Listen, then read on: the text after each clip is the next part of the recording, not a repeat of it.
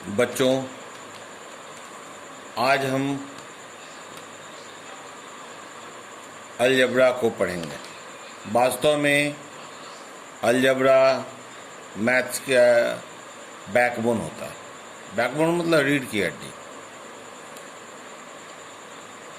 पूरी की पूरी लाइफ में, चाहे वह कंपटीशन हो, चाहे मैट्रिक का एग्जामिनेशन हो, चाहे 8th हो, 7th हो, 6th हो,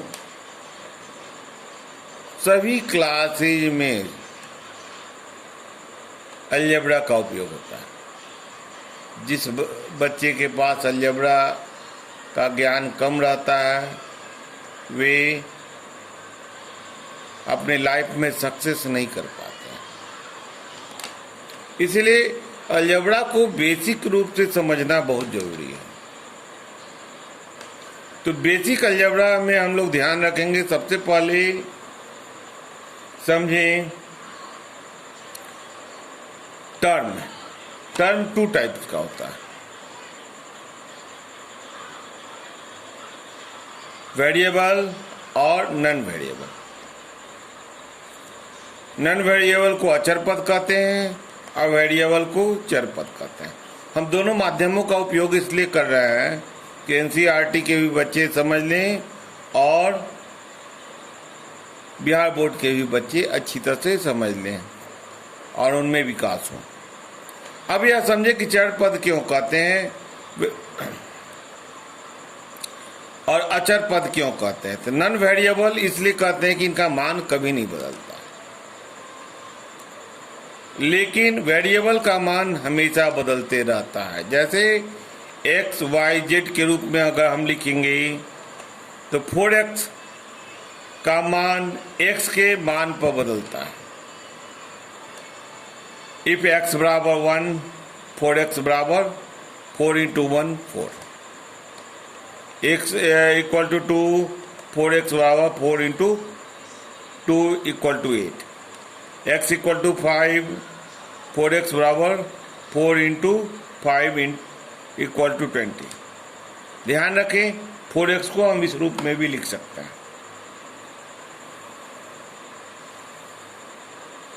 x plus x plus x plus x, 4 बार x को ऐड करके।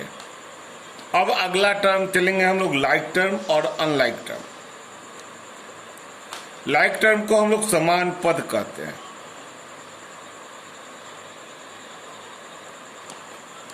और असमान पद।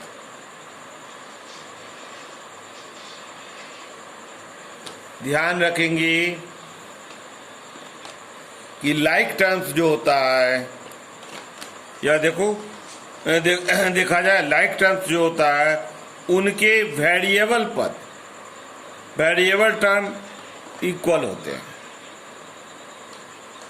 ध्यान देंगे, x है, x है, x है। एक और उदाहरण हम लिख देते हैं, 3a, 2a, 5a। इसमें वेरिएबल टर्म क्या है, a। लेकिन अनलाइक टर्म में क्या होता है, वेरिएबल टर्म इक्वल नहीं होता है। यहाँ तो पावर में कर दिए। एक और उदाहरण दे देते हैं अनलाइक टर्म का, 4a, 2b, 3x। ये सब अनलाइक टर्म है। इनके बीच में ऐड या सब्सट्रैक्ट नहीं होता है। इस बात को खूब अच्छी तरह से ध्यान में डाल लेंगे।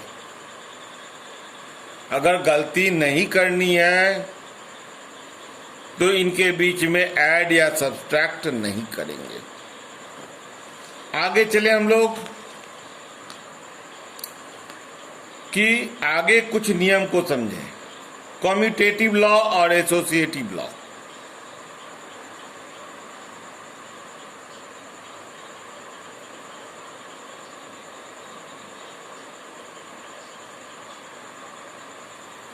तो कम्यूटेटिव लॉ में क्या होता है कि दो रहते हैं, उसके क्रम बदल जाते हैं, इसीलिए इसका नाम क्रम विनिमय हो जाता है। ए या बी और बी के स्थान पर ए के स्थान पर बी, केवल क्रम बदल जाता है, मान नहीं बदलता है। उसी तरह से A into B, B into ए। लेकिन साहचर्य नियम को हम लोग इस ढंग से समझ लें कि ए न अकेले जा रहा था और कुछ दूर जाने के बाद बी और सी साथ में थे, मिल गए। आगे अगले मोड़ पर गए तो ए और बी साथ हो गया, सी अकेले हो गया। अर्थात ए बी सी के बीच में मान नहीं बदलता, वैल्यू नहीं बदलता, इसके वैल्यू डजंट चेंज। उसी तरह से ए इंटू बी और and C, B into C, A B into C. ध्यान देंगे associative law, commutative law, associative law.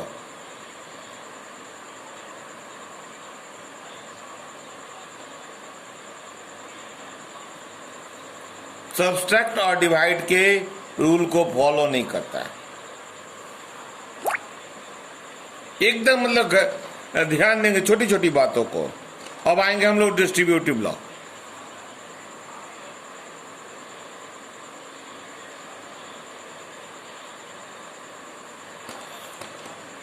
विशेष बातें किताबें में तो मिल जाएगी, लेकिन किताबों में समझाया हुआ नहीं रहता है। मैं वीडियो के माध्यम से आपको आपके कंसेप्ट को क्लियर कर देना चाहता हूं। अब देखेंगे डिस्ट्रीब्यूटिव लॉ।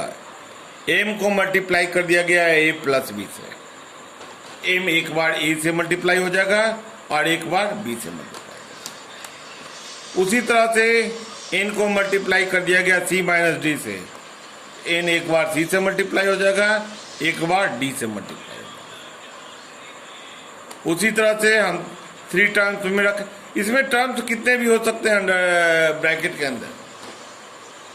इन ब्रैकेट्स के अंदर कितना हो टर्म रखेंगे कोई फर्क नहीं पड़ता है, केवल ध्यान रखेंगे कि सबके टर्म के साथ मल्टीप्लाई हो जानी चाहिए। जैसे इसमें ए बी और सी है तो ए के साथ भी मल्टीप्लाई कर दिए के को, बी के साथ भी के को मल्टीप्लाई कर दिया और सी के साथ। बीच के चिन्ह बदलते नहीं है, बीच के साइन जो है बदलते नहीं है। तो जरा एक उदाहरण भी दे देते हैं। 4 को a प्लस 2b से मल्टीप्लाई कर दिया तो 4a, क्यों 4 को a से मल्टीप्लाई किया गया 4a, 4 को 2b से मल्टीप्लाई किया गया तो कितना हुआ 4 दूनी 8, अभी हो गया 8b। उसी तरह से यहां देख लेंगे। अब आगे चले हम लोग कि इसी लॉ में अगर 2 टर्म हो तो क्या करेंगे हम लोग। दोनों टर्म में कोई एक टर्म को स्थिर करके दूसरे टर्म के दोनों पद से मल्टीप्लाई कर देते हैं। जैसे कि a माइनस बी को स्थिर कर दिए, एक बार डी से मल्टीप्लाई कर दिए, एक बार सी से मल्टीप्लाई कर दिए। a माइनस बी डी से, a minus C A B C से। ध्यान याद रखेंगे कि मल्टीप्लाई करने में गलती हमसे ना हो। अब ध्यान देंगे हम लोग A D minus B D और A C minus B C. लेकिन यह तो हमने बेसिक बात को सीखा। अब हम लोग सीखेंगे फॉर्मूला जो हम लोग पढ़ते हैं और पढ़ने की जरूरत होती है। इन फॉर्मूला में आप देख लीजिए a प्लस बी का होल स्क्वायर। इसको हम लोग जैसे a स्क्वायर को हम लोग a इंटू ए लिखते हैं, उसी तरह से a प्लस बी के होल स्क्वायर को हम लोग a plus B into A plus B लिख सकते हैं। फिर एक बार दोनों को फैक्टराइज कर दिए इसी रूल की तरह। ए बी को एक बार ए से मल्टीप्लाई कर दिया, ए प्लस बी को एक बार बी से मल्टीप्लाई कर दिया, ए प्लस बी को एक बार ए से मल्टीप्लाई कर दिया, एक बार प्लस बी को एक बार बी से मल्टीप्लाई कर दिया। इन बात को ध्यान देंगे हम लोग। उसका ए को ए से मल्टीप्लाई किया ए स्क्वायर और ए को बी से मल्टीप्लाई किया ए बी। उसी तरह से ए को बी से मल्टीप्लाई, बी को ए से मल्टीप्लाई किया ए बी और बी को बी से मल्टीप्लाई किया ए बी स्क्वायर। यह दोनों लाइक टर्म है, तो इनके बीच में ऐड होगा। अनलाइक के बीच में ऐड नहीं होगा, लेकिन लाइक टर्म्स के बीच में तो ऐड होगा। दोनों ए बी है, देखिए तो दोनों का वेरिएबल सेम है, तो इसके बीच में ऐड हो जाएगा। ऐड होकर के क्या फॉर्मूला बोला, ए प्लस बी का whole square equal to A square plus 2ab plus B square. इसी तरह से ए माइनस बी के होल स्क्वायर को भी हम करेंगे। एक बार ए माइनस बी को फिर ए माइनस बी से मल्टीप्लाई कर देंगे, ए माइनस बी को ए से और ए माइनस बी को, ध्यान रखेंगे या माइनस का चिन्ह रखेंगे। ए को ए से मल्टीप्लाई करेंगे ए स्क्वायर, ए को बी से मल्टीप्लाई करेंगे ए बी। वही डिस्ट्रीब्यूटिव लॉ का ही उपयोग किया गया। उसी तरह से बी को ए से मल्टीप्लाई करेंगे, लेकिन साइन जो है माइनस का है तो माइनस के साथ होगा। लेकिन यहाँ पर यह माइनस है, माइनस है तो माइनस में प्लस हो गया और बी को बी से मल्टीप्लाई करेंगे बी। फिर लाइक टर्म को जोड़ देंगे तो क्या बन जाएगा, A square minus 2ab plus B square. इसी के साथ हम आपके उज्जवल भविष्य की कामना का आशीर्वाद देते हैं।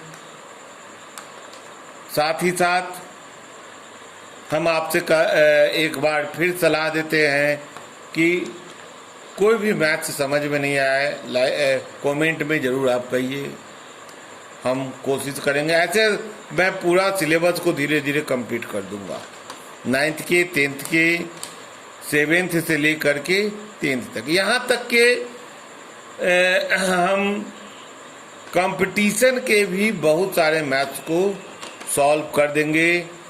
और